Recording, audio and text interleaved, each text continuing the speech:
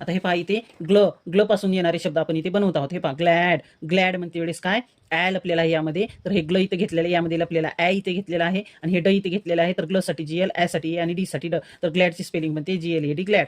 Glide, glide म्हणते वेळेस glide, glide यामध्ये आ लपलेला आहे. पहा ग्लाइड, ग्लाइड म्हणते वेळेस यामध्ये आचा उच्चार होतो. तर हे ग्ल इथे घेतलंय, यामध्ये लपलेला आ इथे घेतलाय, ई इथे घेतलेला आहे आणि ड इथे घेतलेला आहे.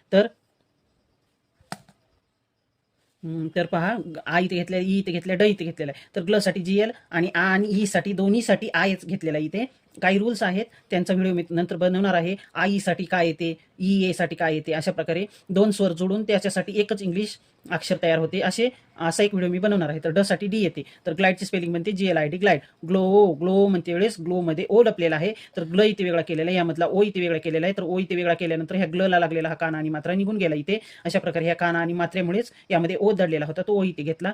ग्ल साठी GL, ओ साठी ओ. आता इथे म्हणाल डब्ल्यू कुठून आले, तर डब्ल्यू हे सायलेंट होते. या अक्षरामध्ये GLOW ह्या ग्लोची स्पेलिंग बनते, डब्ल्यू हे यामध्ये सायलेंट आहे. प्लॅन, तर प्ल मध्ये ॲ लपलेला आहे, तो इथे वेगळा केला आणि न इथे वेगळा केला. तर प्ल साठी PL, ॲ साठी ए, न साठी एन. अशा प्रकारे प्लॅनची स्पेलिंग PLAN प्लॅन. प्लेट, प्लेटची स्पेलिंग बनते प्लेट म्हणते वेळेस एचा उच्चार होत आहे यामध्ये. पहा ए एडक्याचा उच्चार होत आहे यामध्ये प्लेट म्हणते वेळेस. तर हे प्ल इथे वेगळं केलं, यामधला ए इथे वेगळा केला आणि हे ट इथे वेगळं केलं. तर प्ल साठी PL, ए एडक्यासाठी ई आणि ट साठी टी. तर प्लेटची स्पेलिंग बनते PLET प्लेट.